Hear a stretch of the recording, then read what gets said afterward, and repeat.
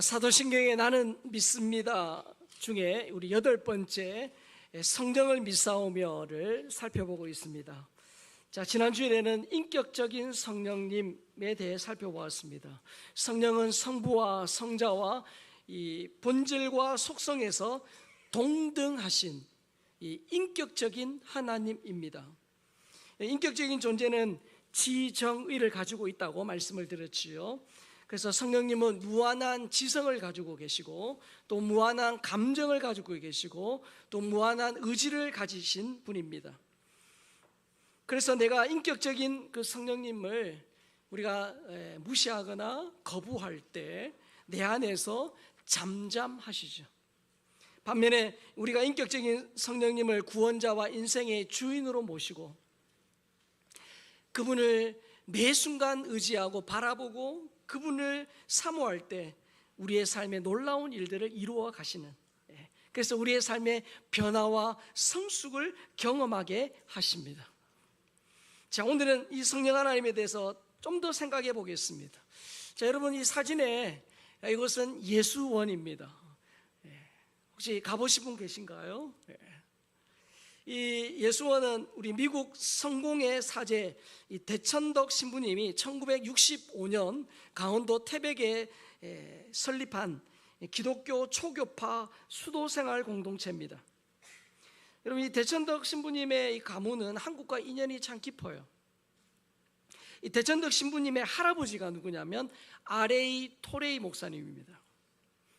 이 R.A. 토레이 목사님은 20세기 초까지 세계 기독교계의 부흥을 이끌었던 장로교 목사님입니다. 이 R.A. 토레이 목사님의 아들인 이 R.A. 토레이 2세 목사님도 장로교 목사이신데 중국 선교사로 그렇게 사역을 하셨어요. 그러다가 6.25 전쟁 이후에 우리 한국에 오셔가지고 대전 지역에서 고아와 또 장애인들을 구제하는 그런 사역을 하셨습니다. 이 R.A. 토레이 2세 목사님의 아들이 바로 예수원을 설립한 대천덕 신부님이에요. 이 대천덕 신부님은 그러니까 R.A. 토레이 목사님의 손자이죠. 자, 이 R.A. 토레이 목사님의 가문은 이 하나님 나라, 특별히 우리 한국을 위해서 그렇게 참 애쓰셨던 그런 신앙의 명문가입니다. 자, 제가 지난 설교 때 이 R.A. 토레이 목사님이 매일 반복하는 기도의 내용을 제가 말씀드렸는데 당연히 기억이 안 나실 것 같아서 반복이 기적을 낳는다고 오늘 또 제가 한번 자막했습니다. 우리 R.A. 토레이 목사님이 매일 빼놓지 않고 반복해서 했던 기도, 우리 R.A. 토레이 목사님의 어떤 마음으로 한번 우리가 같이 기도해 보겠습니다. 시작. 성령님, 제가 성령님을 떠나서는 살 수 없습니다. 제가 성령으로 충만하다고 느끼지 않았을 때는 말하지 않게 도와주십시오. 왜냐하면 성령 충만 없이 말할 때 저는 너무나 많은 실수를 하기 때문입니다. 또한 주님, 제가 성령 충만하다고 느끼지 않을 때는 인생의 중요한 결정을 하지 않게 도와주십시오. 저는 너무나 자주 그릇된 결정을 할 가능성이 있기 때문입니다. 성령님, 저를 붙들어 주십시오. 이 R.A. 토레이 목사님이 매일 반복해서 이 기도를 했다는 것, 그만큼 개인적으로 중요하게 생각했다는 거죠. 중요하게 생각했던 기도 제목이 뭡니까? 성령 충만이죠. 자, 그러면 여러분, 왜 R.A. 토레이 목사님이 그렇게 성령 충만을 사모하며 기도했을까요? 자, 여러분, 우리가 예수님을 처음 믿었을 때, 여러분 회심했을 때를 한번 생각해 보십시오. 우리 성령님은 성도가 중생할 때 성령 세례를 주시는 분이에요. 자, 고린도서 12장 13절입니다. 우리가 유대인이나 헬라인이나 종이나 자유인이나 다 한 성령으로 세례를 받아 한 몸이 되었고 또 다 한 성령을 마시게 하셨느니라. 거기 보니까 아멘. 한 성령으로 세례를 받아, 이런 표현이 있죠.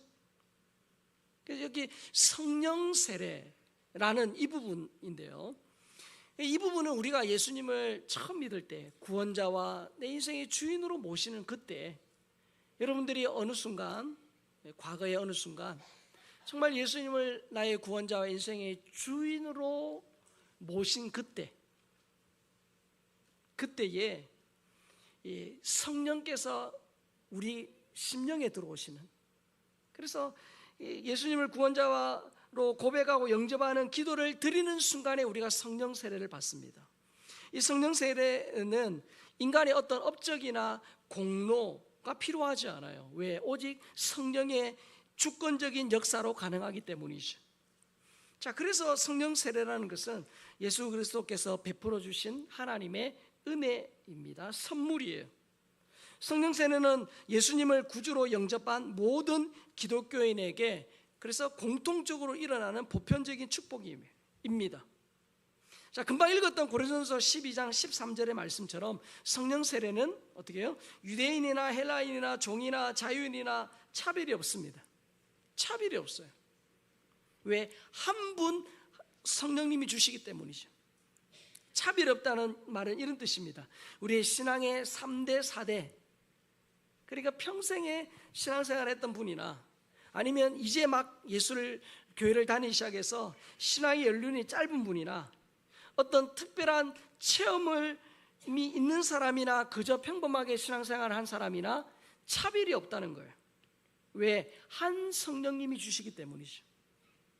방언하는 사람이나 하지 않는 사람이나 목사나 장로나 집사나 초신자나 장로교인이나 감리교인이나 성결교인이나 동일하게 성령님이 주시기 때문에 이 성령 세례는 차별이 없어요. 그래서 성령 세례는 예수를 영접할 때 모든 기독교인에게 차별 없이 주시는 보편적인 축복입니다. 자, 그런데 이 성령 세례는 점진적으로 이루어지는 게 아니에요. 내 인생의 구원자로 고백하고 영접하고 고백하는 순간 단번에 전광석화처럼 이루어지는 사건입니다. 그래서 성령 세례는 겉사람이 아닌 속사람의 차원에 임하는 축복이에요. 그래서 어떤 특별한 은사나 경험이 있어야만 성령 세례를 받은 것이라고 말할 수 없어요. 자, 물론 성령을 우리가 받을 때 특별히 내가 예수님을 영접하고 또 성령께서 내 가운데 내주하실 때 어떤 그런 이 방언이나 예언이나 병을 고치거나 귀신 쫓는 은사가 주어집니다. 하지만 성령 세례를 받으면 반드시 이런 은사들이 뒤따라야 한다라고 주장하는 것은 비성경적인 가르침이에요. 자, 그러면 우리가 성령 세례를 받았는지를 아는 기준이 뭘까요? 자, 그 기준이 고린도서 12장 3절입니다. 같이 읽겠습니다. 그러므로 내가 너희에게 알리오니 하나님의 영으로 말하는 자는 누구든지 예수를 저주할 자라 하지 아니하고 또 성령으로 아니하고는 누구든지 예수를 주시라 할 수 없느니라. 아멘. 자, 누가 성령 세례를 받은 사람인가? 과연 나는 성령 세례를 받은 사람인가? 어떻게 알 수 있는가? 저기 보면 성령으로 아니하고는 누구든지 예수를 주시라. 내 인생의 구원자와 주인이라고 고백할 수 없다는 거예요. 그래서 성령 세례를 받은 확실한 증거는 예수님을 나의 구원자로 영접하고 고백하는 가이죠. 그래서 어떤 대단한 은사가 없다 할지라도 예수님이 나의 구원자와 인생의 주인이라고 고백하면 그 사람은 성령 세례를 받은 사람이에요. 경험이나 체험이 기준이 아니에요. 하나님 말씀, 그리고 특별히 성령으로 아니하고는 그리스도를 예수라 고백할 수 없다는 이 말씀에 근거해서 내가 처음 예수 믿었을 때 어떤 대단한 체험이나 은사가 없다 할지라도 진짜 예수님이 예수님으로 말미암아 구원받습니다. 그리고 예수님이 내 인생의 주인입니다라고 고백하는 사람은 이미 성령 세례를 받은 사람이에요. 자, 그런데 여러분, 성령 세례는 회심하여 중생하는 순간에 단 한 번 일어나는 사건이에요.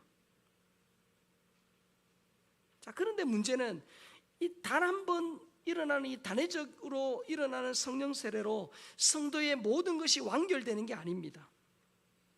성령 세례는 아까 말씀드린 것처럼 영혼의 깊은 속사람의 차원에서 일어나는 변화예요. 자, 그런데 우리가 오늘 주일을 지나고 월요일부터 토요일까지 살아가는 이 세상, 우리 삶의 영역은 겉사람의 세계입니다. 그래서 속 사람의 차원에서 성령 세례를 받은 사람도 겉 사람의 차원에서 계속해서 성령의 충만함을 받아야 한다는 거예요. 여러분, 사도 바울이 신약성경에 많은 서신을 썼잖아요. 편지를 썼는데 그 편지에 보면 성령 세례를 받으라는 그런 명령은 없습니다. 왜죠? 당시에 사도 바울의 편지를 받는 사람들은 이미 예수님을 영접한, 즉 성령 세례를 받은 기독교인이기 때문이죠. 그래서 그들에게 성령 세례를 받으라 이렇게 명령할 필요가 없었어요. 그런데 사도 바울은 성경의 많은 곳에 서신에서 뭐라고 명령합니까? 성령의 충만함을 받으라. 성령의 충만함을 받으라 명령하죠. 오늘 본문도 다시 봅니다. 술 취하지 말라. 이는 방탕한 것이니 오직 성령으로 충만함을 받으라. 그래서 성도는 이미 성령 세례를 받은 사람, 즉 내 안에 성령님이 계신 사람이에요. 그러나 그런 사람도 계속해서 성령의 충만함을 받으라고 명령합니다. 오늘 본문에 보니까 사도 바울은 성령 충만을 술 취하는 것과 비교하죠. 이런 술은 사람을 취하게 합니다. 맞습니까? 그렇게 말하잖아요. 처음엔 사람이 술을 먹고 술이 먹고 술이 사람을 먹는다, 뭐 그런 말 듣잖아요. 여러분, 술은 사람을 취하게 만들어요. 그러면 술 기운에 평소에 굉장히 소심한 사람이 술을 먹으면 술 기운이 어떻게 하죠? 막 담대한 사람이, 이상한 사람이 되기도 하잖아요. 그래서 여러분, 술은 사람을 취하게 만드는데, 그러나 술을 마시지 않으면 취하게 할 수 없어요. 물론 뭐 알코올에 약한 사람들은 술 냄새만 맡아도 취한다 그러지만, 여러분, 술 마신 것처럼 취할 수는 없죠. 술을 마시지 않으면 24시간 술 창고에 살아도 취하지 않아요. 성령 충만도 마찬가지예요. 여러분, 여기에서 충만이라는 단어는 헬라어로 플레로마입니다. 플레로마. 이 무슨 뜻이냐면 고용되다, 그런 뜻입니다. 그래서 성령 충만하다 이런 말은 성령에 고용되다 이런 뜻이에요. 여러분, 우리 성도들 가운데도 고용주 계시잖아요. 사장님 계세요. 사람을 뽑아서 고용합니다. 그러면 그 고용된 사람은 자기 마음대로 하고 싶은 대로 할 수 없죠. 회사의 방침, 또 고용주의 어떤 그 방침에 따라야 돼요. 마찬가지입니다. 성령에 고용되다 무슨 뜻입니까? 성령에 고용되다 이런 뜻은 성령이 우리를 온전히 주장하시고 그분이 우리를 다스리시도록, 우리의 삶을 이끌어 가시도록, 그래서 성령에 사로잡혀서 그분이 가라 하시면 가고 서라 하시면 서는 것처럼 성령의 인도하심에 순종하는 것이 바로 성령 충만이에요. 자, 그런데 오늘 본문에 여러분 이 말씀, 특별히 성령으로 충만함을 받으라 이 말에 헬라 용법을 보면 우리에게 주는 교훈이 많습니다. 자, 이 성령으로 충만함을 받으라 이 말은요, 헬라 용법으로 명령형이에요. 여러분, 명령형이 뭡니까? 해도 되고 안 해도 되는 그런 말이 아니라 반드시 해야 될 강제성을 띠고 있죠. 명령이에요. 여러분, 성령 충만한 그리스도인의 선택이 아니라 의무예요. 반드시 해야 될 거예요. 그런데 현대인들은 하라 하지 말라 싫어합니다. 강압적이다, 갑질하는 것 같이 느껴져요. 그런데 여러분, 하나님이 우리에게 성령 충만함을 받으라 하는 건 우리에게 갑질하는 게 아니에요. 여러분, 성경에 보면 하나님이 우리에게 명령해 놓으신 게 많아요. 반드시 하라고 명령해 놓은 게 많아요. 근데 여러분 생각해 보세요. 부모인 여러분, 자식에게 때로는 명령합니다. 너 반드시 이거 해야 된다. 왜 그죠? 인생 살아보니까 이거 안 하면 안 되거든요. 그래서 반드시 명령해요. 하물며 우리의 과거와 현재와 미래, 우리의 현세와 내세까지 완벽하게 보시는, 그리고 우리의 영혼의 아버지가 되셔서 우리를 가장 좋은 길로 인도해 주시는 그 하나님 아버지가 우리 성도들에게 명령하셨어요. 성령으로 충만함을 받으라. 여러분, 이건 무슨 의미인지 아세요? 이 성령의 충만함을 받는 것이 우리 성도에게서 가장 필요하고 가장 유익하고 가장 좋다는 의미예요. 육신의 아버지도 자식에게 좋은 걸 줄 줄 알거든. 하물며 하늘 아버지께서 구하는 자에게 성령을 주시지 않겠느냐. 이 다른 번역에 보면 좋은 것을 주지 않겠느냐. 이 좋은 것이 곧 성령이란 뜻이에요. 그래서 여러분, 성경에 명령되어 있는 것, 항상 기뻐하라, 쉬지 말고 기도하라, 범사에 감사하라, 성령이 충만함을 받으라, 이런 명령해 놓은 거는 일단 순종하고 봐야 돼요. 왜? 일단 하나님의 말씀에 명령에 순종하면 반드시 유익합니다. 그래서 여러분, 성령으로 충만함을 받으라, 이 명령 앞에 순종하는 여러분 되시기를 주의 이름으로 축복합니다. 또한 성령으로 충만함을 받으라는 말은 복수형이에요. 헬라어로 복수형이에요. 이게 무슨 말입니까? 성령 충만은 어느 소수의 엘리트 교인들에게만 필요한 그런 전유물이 아니라는 거예요. 목사인 저 같은 사람, 사역하시는 장로님이나 우리 중직들만 필요한 게 아니라는 거예요. 하나님의 백성이라면 누구나 성령 충만을 받아야 합니다. 그래서 성령 충만함이 뭡니까?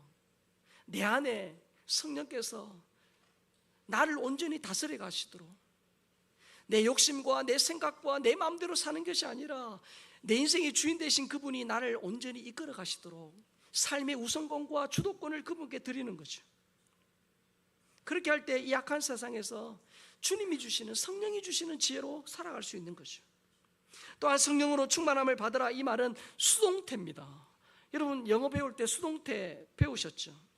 이 성령 충만은 자기 힘으로 따내는 게 아니에요. 자수성가해서 뭐 기업을 일으키고 가정을 일으킨 것처럼 내가 노력해서 받는 게 아니에요. 그냥 마치 내 노력으로 내가 성령을 받는 것처럼 생각하시면 안 돼요. 성령 충만은 어떤 기술을 배우거나 신앙 고백문을 암송해서 얻는 게 아니에요. 뭡니까? 성령 충만은 하나님께서 그리스도를 통해서 내려주시는 은혜를 받는 거예요. 그분이 주시는 걸 받는 거예요. 문제는 뭐냐? 그분이 성령을 주시는 그곳에 있어야 된다는 거예요. 여러분, 술집에서는 성령 충만을 받을 수가 없어요. 그래서 여러분, 성령 충만을 사모하는 사람들은 어떻게 하죠? 기도의 자리를 지키는 거예요. 예배의 자리를 사모하는 거예요. 은혜 받을 만한 곳에 있는 거예요. 성령 안 충만하게 하는 사람들은 어떻게 해요? 거리두기를 하는 거죠. 매일 어떻게 해요?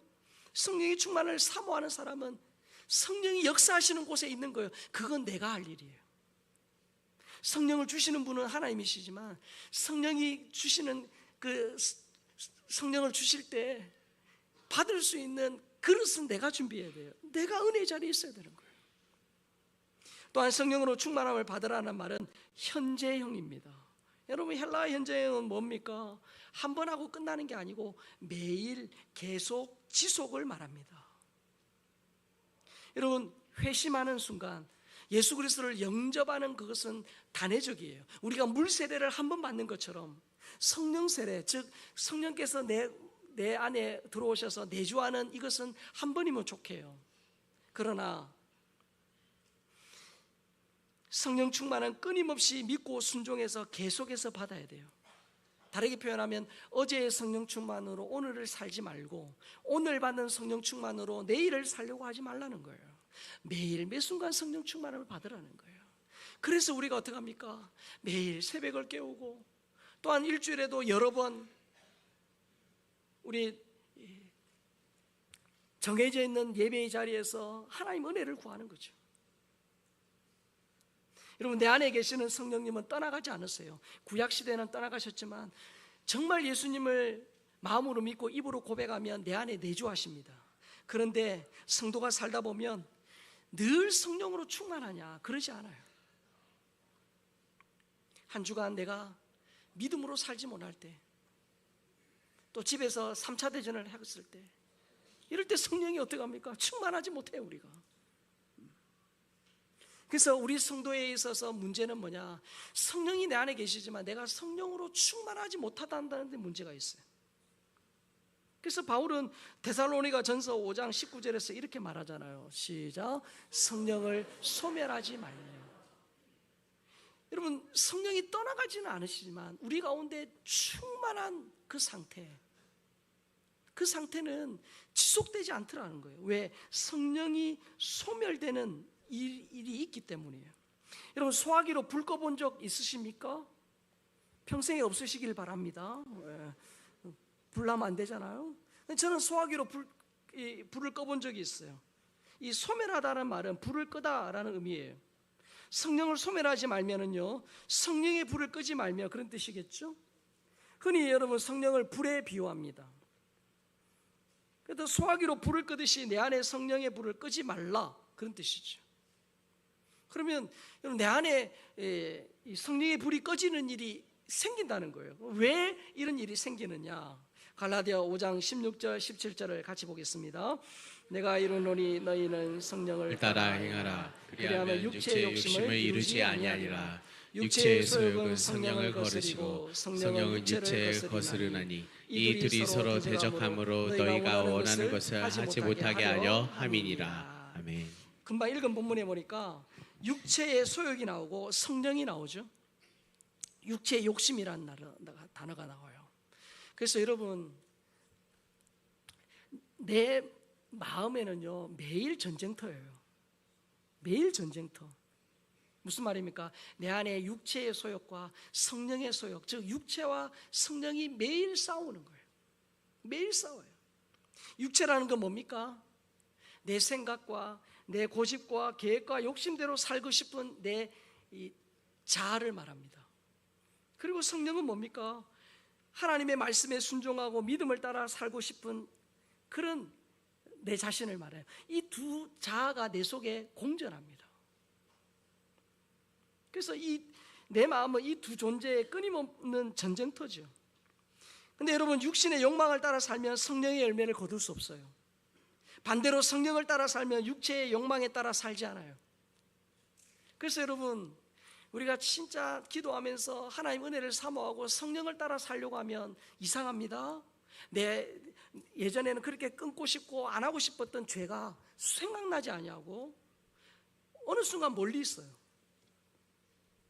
반대로 내가 죄악 가운데 살아요. 내가 하나님 은혜를 사모하지 않아요. 그냥 되는 대로 내 욕심대로 살아가요. 그러면 희한합니다. 내 안에 예배드리고 싶은 마음, 기도하고 싶은 마음, 하나님의 뜻에 순종하고 싶은 마음이 사라져요. 여러분, 놀이터에 가면 시소 있잖아요. 시소. 항상 우리 마음속에 이 두 자아가 시소 타기를 해요. 성령이 강하게 역사하실 때 내 삶에 더러운 것들, 악한 것들은 어떻게 해요? 작아요. 그러나 내가 욕심대로 은혜 가운데 살지 않으면 어떻게 해요? 성령은 내 안에서 침묵하세요. 그래서 여러분, 육체를 원하면 육체가 이깁니다. 성령을 사모하면 성령이 이기세요.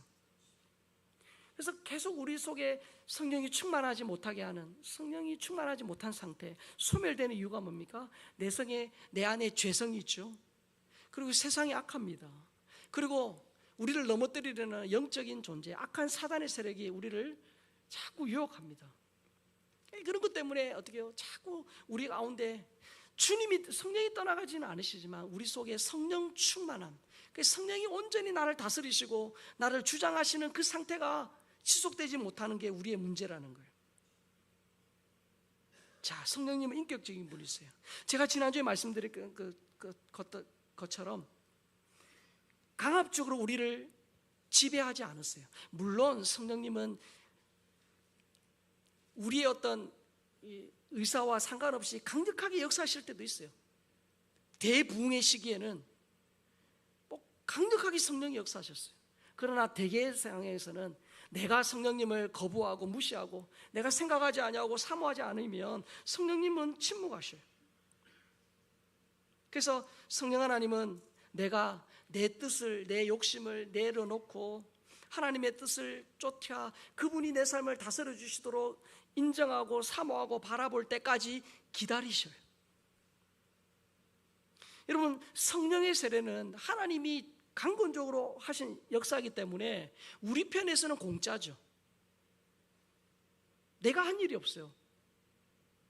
그러나 성령이 생활 속에 충만하게 역사하는 것은 내 할 일이 있어요. 내가 간구하고 바라보고 내 안에 계신 그 주님을 계속 의식하며 사는 거죠. 여러분, 성령의 세례는 단번에 정광석화처럼 일어나요. 그러나 성령의 충만은 어떻게 해요? 매일 매순간 점진적으로 일어나는 거예요. 마치 칭의가 예수 믿는 그 순간에 이루어지지만 성화는 평생에 걸쳐서 이루어지는 것과 다르지 않습니다. 성령의 세례는 완전하고 실수가 없죠. 왜? 하나님이 단번에 이루셨기 때문이에요. 단번에 우리의 죽었던 영혼을 새롭게 창조해내시고 사망의 권세에서 건져내어 하나님 나라로 옮기신 거예요. 성령의 세례 칭의는 하나님이 주권적으로 하셨기 때문에 어떠한 실수나 부족함이 없어요. 그러나 성령 충만은 다릅니다.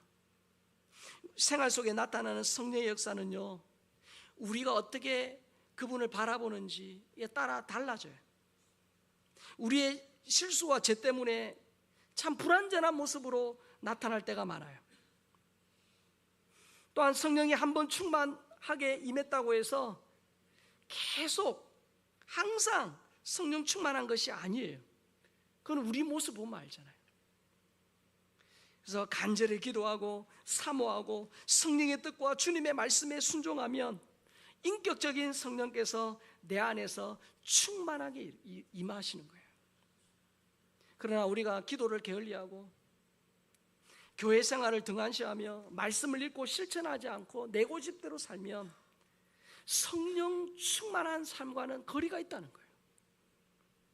지옥 간다는 얘기가 아니에요.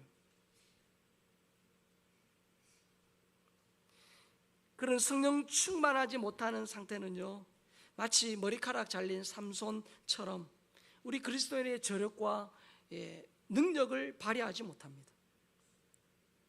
자, 그러면 여러분, 왜 우리의 삶에 성령 충만이 필요할까요? 왜 사도 바울은 그렇게 성령 충만함을 강조할까요?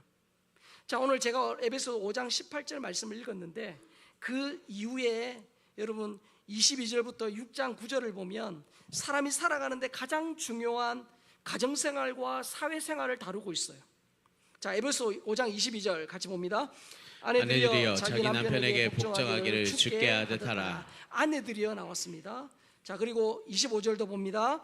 남편들아 아내 사랑하기를 그리스도께서 교회를 사랑하시고 그 교회를 위하여 자신을 주심같이 하라. 남편들아 나왔죠. 자, 성령 충만을 말씀하시고 난 이후에 아내들아 남편들아, 즉 부부관계를 지금 다루고 있어요. 다음 6장 1절도 봅니다.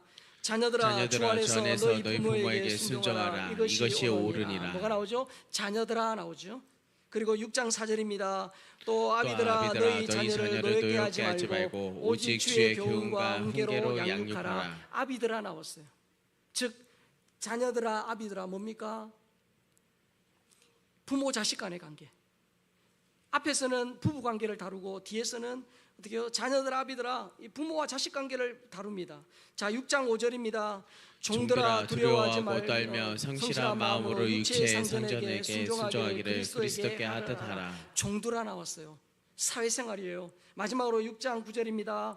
상전들아 너희도 그들에게 이와 같이 하고 위협을 그치라. 이는 그들과 너희의 성전이 하늘에 계시고 그에게는 사람을 외모로 취하는 일이 없는 줄 너희가 알미니라. 아멘. 상전들아 나왔어요. 우리 사회생활.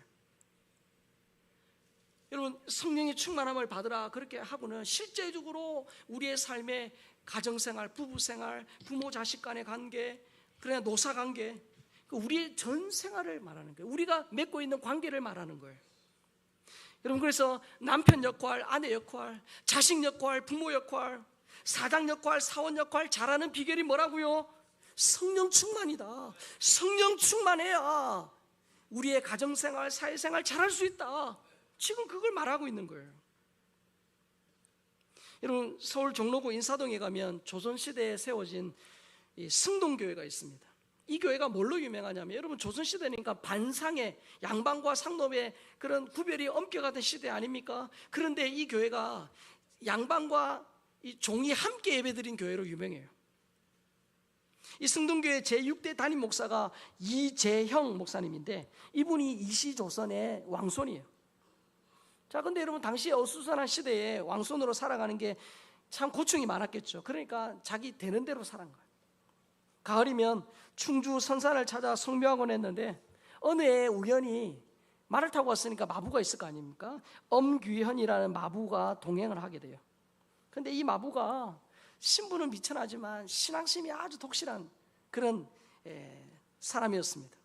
그래서 이 마부가 이 이대영 대감을 극진히 모셨고요, 참 대담하게도 왕손을 전도한 거예요. 그래서 날이 황송하오니 오늘부터 황송하오나 오늘부터 예수를 믿으소서 이렇게 한 거예요. 저거는 벌써 나오면 안 돼요. 일부에도 빨리 나와가지고 그런데 이렇게 자기 대감한테 대감님 황송하오나 오늘부터 예수를 믿으소서 그렇게 말하니까 이재영이라는 대감이 참 좀 당돌하기도 하고 좀 무례하기도 하고 막 그런 마음에 이렇게 말했다는 거야. 야 이놈아, 예수를 믿으면 네가 이 마부의 신세를 면하기라도 한단 말이냐, 그러면서 막 좀 핀잔을 준 거예요. 뭐 너같이 이렇게 신분이 이렇게 낮은 사람이 예수 믿냐, 뭐 그런 뜻도 있겠죠. 그랬더니 마부가 대답을 한 게 이제 본문에 이제 자막에 나오는 거예요. 우리가 한번 읽어볼까요? 시작. 날이 예수를 믿는 도는 그런 데에 있는 것이 아닙니다. 마부가 예수를 믿으면 마부의 일을 더 잘하게 되는 것입니다. 자, 여러분, 예수를 믿으면 그 지긋지긋한 이 천한 마부의 일을 면하고 그냥 먹고 노는 왕손이 되는 게 아니라는 거예요. 정말 예수를 잘 믿으면 어떤 사람이 됩니까? 이 마부의 일을 더 잘하게 되는 사람이 되는 거예요. 결국 이 이재영 대감은 이 마부의 전도를 받고 나중에 예수를 믿고 정말 예수를 믿는 첫 번째 왕족이 되었고, 여기 승동교회의 담임 목사까지 된 거예요. 자, 여러분, 우리 성령 충만은요, 눈에서 레이저 나오고 장풍 쏘는 거 아닙니다. 막 목소리 걸걸 이상하게 되는 거 아니에요. 그런 거 아니에요. 진짜 어떻게 해요? 예수 믿는 능력, 매력, 저력은 뭡니까? 우리 가정에서 부부로, 남편으로, 아내로, 자식으로, 부모로, 그리고 우리 사회생활 할 때 그곳에서 영향을 미치는 거예요.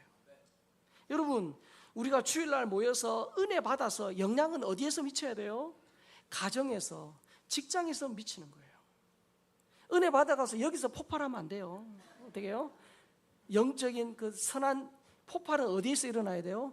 가정에서, 사회에서 일어나는 거예요. 그래서 여러분, 성령 충만은 뭡니까? 이 엄교이라는 마부의 말을 기억해 보세요. 마부가 예수를 믿으면 마부의 일을 더 잘하게 되는 거예요. 그래서 우리가 예수 믿으면 정말 예수를 잘 믿고 내 안에 성령이 충만하면 남편 역할, 아내 역할, 자식 역할, 부모 역할, 그리고 사장은 사장으로서, 사원은 사원으로서 그 역할을 잘하는 거예요. 그래서 우리 다음 세대가 예수님을 잘 믿어야 돼요. 여러분, 다음 세대가 진짜 예수님을 제대로 믿으면 어떻게 해요? 부모에게 잘하라고 말 안 해도 하게 되어 있는 게 그게 복음이에요. 아닙니까? 그게 복음이에요. 여러분, 우리 모든 인간은 원죄를 가지고 태어납니다. 그래서 원죄를 가지고 있다는 건 본능적으로 이기적이에요. 여러분, 이기적이라는 건 뭡니까? 나 중심으로 살아간다는 거예요. 그래서 여러분, 우리가 미워하고 막 불평하고 짜증내고 이러는 건요, 본능적으로 됩니다. 그거는 뭐 그냥 돼요. 근데 사랑하고 섬기는 건요, 머리띠 띠고 뭐 세미나 들어도 잘 안 돼요. 그게 우리가 죄인이라서 그래요. 자, 그런데 여러분, 성령 충만함을 받으라. 여러분, 성령으로 충만함 받으면 내 안에 어떻게 해요? 예수님으로 충만하고 성령이 충만하면 그분은 어떻게 합니까? 성령은 어떻게 해요? 예수님이 어떻게 사셨죠? 제자들의 발을 씻기고 죽기까지 순종하시고 우리를 위해 자신의 몸을 내어주셨잖아요. 그래서 여러분, 성령 충만해야 하나님 사랑, 이웃 사랑이 되는 거예요. 그래서 여러분, 우리가 정말 내 안에 계신 성령님으로 충만할 때 사랑하고 섬기고 나누는 일이 가능해지는 거예요. 여러분, 내가 내 인생의 주인 되어서 내 욕심대로 살면 절대로 남을 섬길 수 없어요. 그래서 여러분, 남편 역할, 아내 역할, 자식 부모 역할, 또 사회에서 정말 그 주신 역할을 잘하는 것은요, 그냥 저절로, 그냥 쉽게 자연스럽게 되지 않아요. 내 안에 계신 성령님으로 충만해야 더 잘 섬길 수 있다는 거예요. 더 잘 섬길 수 있어요. 그래서 우리가 인격 대신 그 성령님을 사모하고 바라보고 교회 왔을 때만 주님을 생각하는 게 아니라 우리의 삶의 현장에서 문제 앞에서 어려울 때 내 안에 계신 주님을 바라보고 그 주님을 의지하고 사모해야 한다는 거예요. 여러분, 건강한 사람은 밥 먹지 않으면 배고픕니다. 목말라요. 그게 정상이에요. 근데 한 3일 굶었는데도 배도 안 고프다, 목마르지 않다, 그럼 큰 병 난 거예요. 여러분, 성도는 우리 속에 성령님이 계신 사람이에요. 예수님 모시고 있어요. 그런데 그 예수님의 배고프지 않다, 그 예수님의 목마르지 않다, 그 주님을 바라보지 않는다, 기도 안 해도 아무 문제 없다, 말씀 읽지 않아도 전혀 영적인 배고픔을 느끼지 못한다, 무언가 병든 거예요. 자, 이번 주 이제 또 살아가요.